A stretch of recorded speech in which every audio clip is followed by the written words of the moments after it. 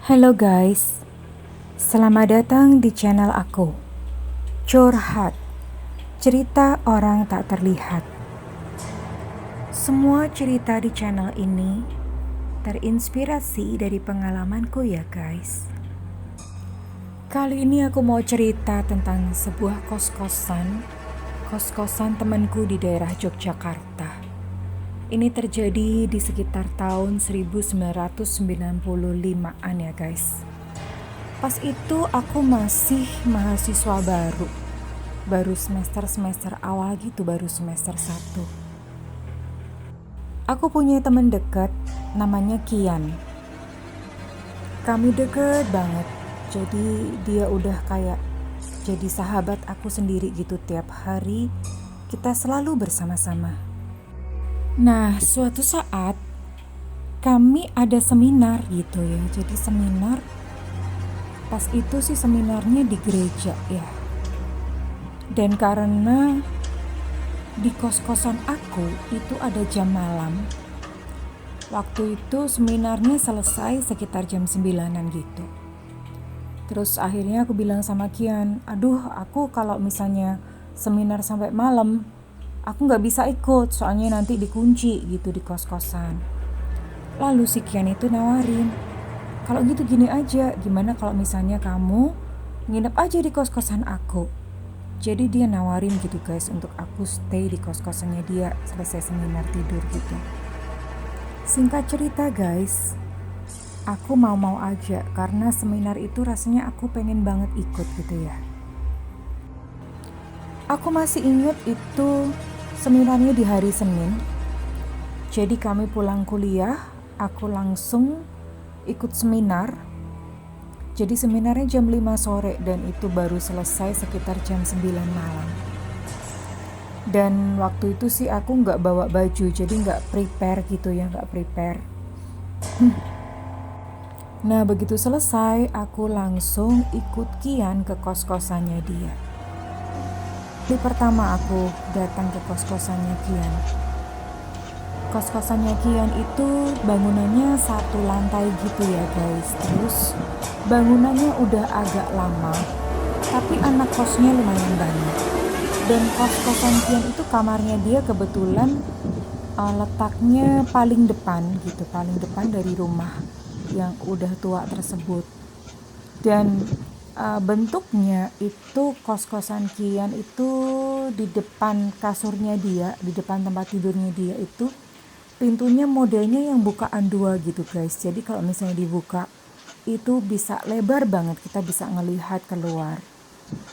Depan kos-kosan Kian itu kayak semacam kebun gitu ya, kayak semacam kebun. Dan di depannya itu, depan persis pintu di kebun itu ada batang pohon yang habis ditebang. Jadi dia mungkin kira-kira sekitar tingginya sekitar 1 meter gitu, batang pohonnya itu habis ditebang gitu ya. Well oke, setelah kami makan waktu itu, lalu mulai mau tidur gitu, aku leyeh-leyeh dong guys di depan pintu, ngadep pintu. Jadi aku berbaring gitu, posisinya ngadep ke pintu dan adep-adepan persis gitu ya. Aku persis ngelihat ke arah kebun gitu, dan sementara kondisi pintunya Kian itu terbuka lebar. Nah habis ngobrol-ngobrol, si Kian ini itu kira-kira sekitar jam 11 malam, aku inget ya. Cuaca sih cerah aja, nggak hujan, nggak yang mendung, cerah aja gitu. Nah selesai ngobrol-ngobrol, selesai makan, itu si Kiannya pergi ke belakang gitu. Dia lagi ngumpul mau ngobrol lah mungkin sama teman-temannya ya, sama teman-teman kosnya. Kebetulan ini kos-kosan putri semua ya guys ya.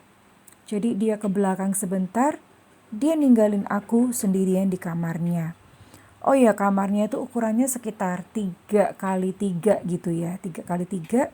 Dan sementara kasurnya dia itu di bawah dan aku tidur di lantai. Waktu itu tuh badanku tuh kerasa capek banget guys. dan gak mandi gitu karena sungkan. Aku ngerasa sungkan gak bawa peralatan mandi gitu dan numpang di rumah orang. Jadi aku milih gak mandi, waktu itu gak mandi.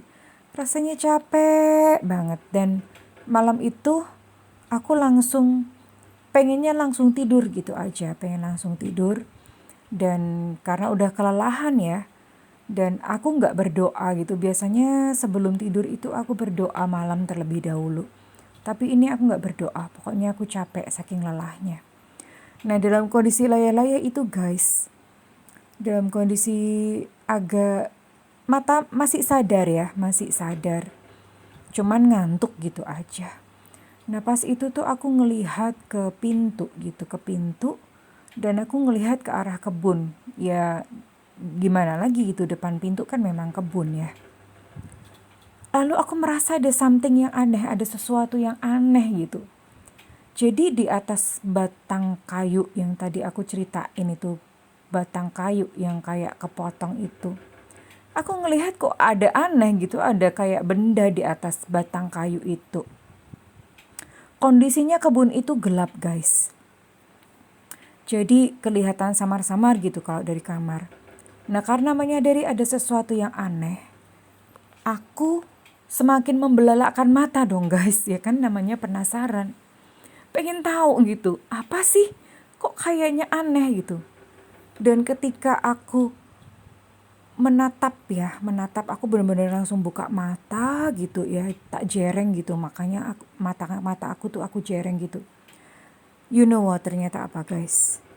Ternyata itu adalah kepala orang guys. Jadi kepala orang gitu, yang kepala pria ya, kepala pria. Terus ada rambutnya tuh lebat dan kepalanya tuh berdarah-darah gitu guys, sambil matanya tuh melotot. Aduh, gue merinding dong guys. Gue langsung merinding, gue ketakutan gitu. Cuman pas itu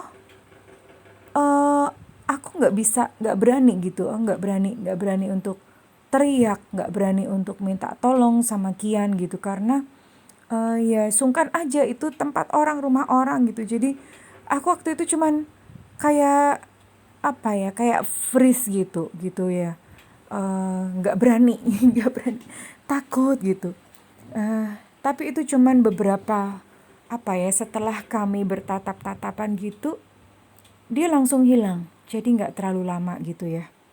Tapi itu bener-bener, aduh, oh my god, itu bener-bener yang kalau aku inget sampai sekarang mukanya dia itu aku masih ini ya guys, masih merinding gitu, masih takut banget karena aku bisa inget bagaimana mukanya, bagaimana rambutnya. Aku inget juga itu yang apa di lehernya itu ada darah-darah gitu guys.